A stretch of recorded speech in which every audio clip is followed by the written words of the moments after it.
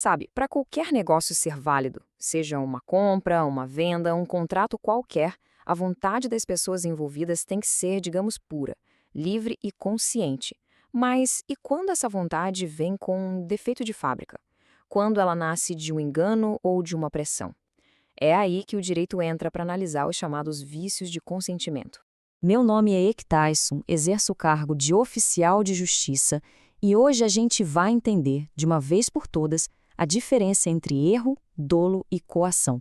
E para isso vamos usar uma pequena história. Então, como é que vai ser a nossa conversa? Primeiro, a gente vai ver o que acontece quando alguém se engana por conta própria, o famoso erro. Depois, a gente vai ver o que muda quando alguém provoca esse engano. Aí já é o dolo. Na sequência, vamos sair do campo do engano e entrar no território do medo, com a coação. E no final, a gente bota os três lado a lado para não sobrar nenhuma dúvida. Vamos lá? Vamos começar pelo cenário, digamos, mais inocente da história. O erro é aquilo que acontece quando a pessoa se engana sozinha, sem que ninguém tenha armado nada para ela. No direito, a gente define o erro assim: é uma falsa percepção da realidade. A pessoa olha para uma situação, entende tudo errado e, baseada nesse entendimento equivocado, ela fecha um negócio. Um negócio que, se ela soubesse a verdade, óbvio que ela não faria. É um engano que nasce e morre dentro da cabeça dela. Para entender isso na prática, vamos conhecer a Ana. A Ana adora a arte. Um dia, passeando por uma galeria, ela bate o olho numa pintura e pronto! Ela tem certeza absoluta que encontrou uma obra raríssima do artista preferido dela.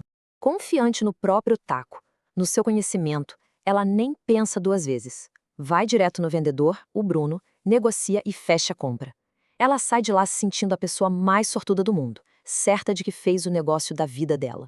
Pois é, mas a alegria dura pouco. Alguns dias depois, ela chama um especialista para confirmar o valor da obra e... que balde de água fria. O especialista olha, analisa e dá o veredito. É uma cópia. Perfeita, mas uma cópia.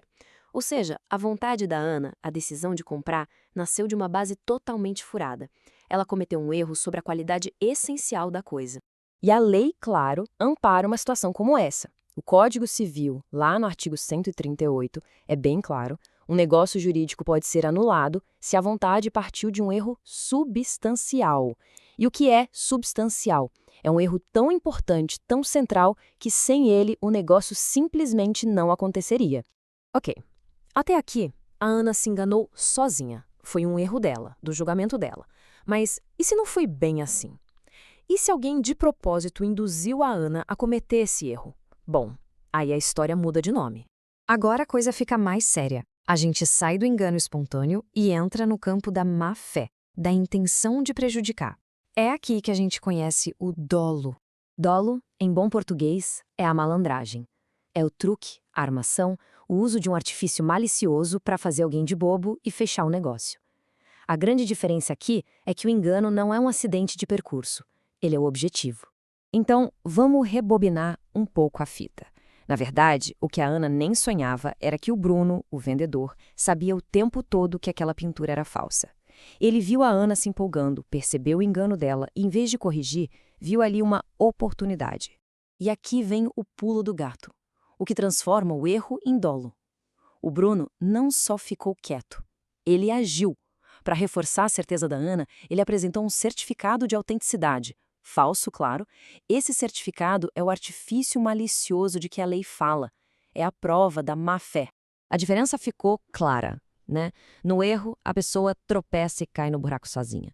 No dolo, alguém mal intencionado cava o buraco, esconde e ainda dá um empurrãozinho. A vontade da Ana continua viciada por um engano, mas a culpa, a origem desse engano, está na malícia do Bruno.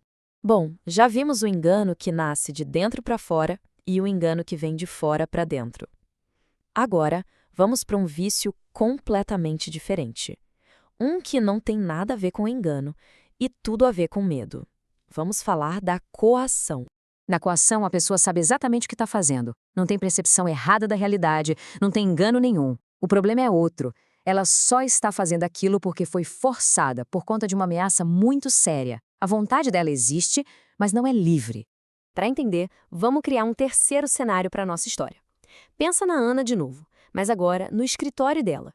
Ela tem um imóvel para vender e recebe uma proposta bem baixa de um sujeito chamado Carlos. Ela, claro, recusa, mas o Carlos não é do tipo que aceita um não como resposta. Então o Carlos parte para a ameaça. Ameaça a Ana, ameaça a família dela, pressionada com medo. O que a Ana faz? Ela assina o contrato de venda pelo preço ridículo que o Carlos ofereceu. Percebe? Ela sabe que o preço é ruim. Ela sabe o que está assinando, mas a vontade dela foi sequestrada pelo medo. Ufa, vimos a Ana se enganar sozinha, depois ser enganada pelo Bruno e, por fim, ser forçada pelo Carlos. 3 situações, 3 problemas diferentes. Agora, para fechar com chave de ouro, vamos colocar tudo isso lado a lado. Olha só como essa tabela resume tudo perfeitamente. No erro, a origem do problema é um engano da própria pessoa, sem maldade de ninguém.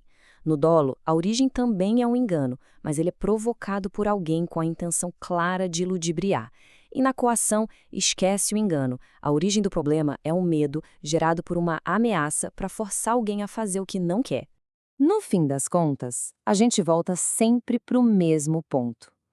Um negócio jurídico é um acordo de vontades.